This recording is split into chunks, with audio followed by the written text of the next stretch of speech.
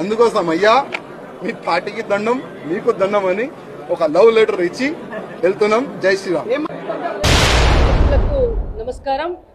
ఈరోజు రాజా సింగ్ గారు ఉదయం పార్టీ ఆఫీస్కు రావడం జరిగింది. రాష్ట్ర అధ్యక్ష ఎన్నికలకు నామినేషన్లు స్వీకరిస్తున్న సందర్భంగా వారు వచ్చి ఇక్కడ ఈ ఎన్నికల అధికారి ఎవరైతే ఉన్నారో శ్రీమతి శోభా కరందాజ్లే గారికి నామినేషన్ పత్రాన్ని ఇవ్వడం కొరకు వారు రావడం జరిగింది. వచ్చిన సమయంలో వారు రాష్ట్ర ఇన్ఛార్జ్ అయినటువంటి అభయ్ పటేల్ గారితో వారు మాట్లాడారు. వారు మాట్లాడితే అభయ్ పటేల్ గారు చాలా స్పష్టంగా వారికి ఇది ప్రజాస్వామ్యబద్ధమైనటువంటి పార్టీ, ఈ పార్టీలో ఎవరైనా కూడా నామినేషన్ వేయవచ్చు, వెళ్ళి మీ నామినేషన్ మీరు దాఖలు చేయండి అని చెప్పారు.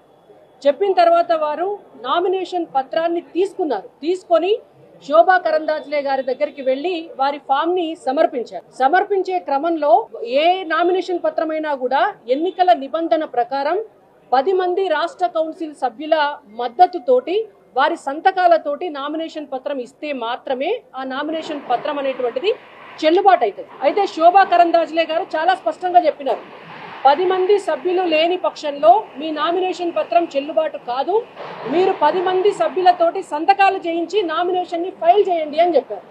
చెప్తే వారు బయటకు వచ్చి సంతకం చేయడానికి 10 మంది సభ్యులు లేకపోవడంతో వారు ఉల్టా పార్టీని బదనాం చేసుకుంటా అబద్ధాలు చెప్పుకుంటా పార్టీ వారికి నామినేషన్ వేసేటటువంటి అవకాశం లేదని చెప్పి అబాండాలు వేయడం జరుగుతోంది. ఇది ఇవాళ జరిగినటువంటి వాస్తవమైనటువంటి పరిస్థితి. వారు కిషన్ రెడ్డి గారికి వారి రాజీనామా పత్రాన్ని సమర్పించారు. వారి రాజీనామా పత్రాన్ని కిషన్ రెడ్డి గారికి ఇవ్వడం చేత కిషన్ రెడ్డి గారు జాతీయ అధ్యక్షుల వారికి వారి రాజీనామా పత్రాన్ని పంపిస్తున్నారు. ఎందుకంటే వారు ఎమ్మెల్యే కాబట్టి వారి రాజీనామా పత్రాన్ని జాతీయ అధ్యక్షులు అంగీకరించవలసి ఉంటుంది. వారు అక్కడికి పంపించడం జరుగుతుంది.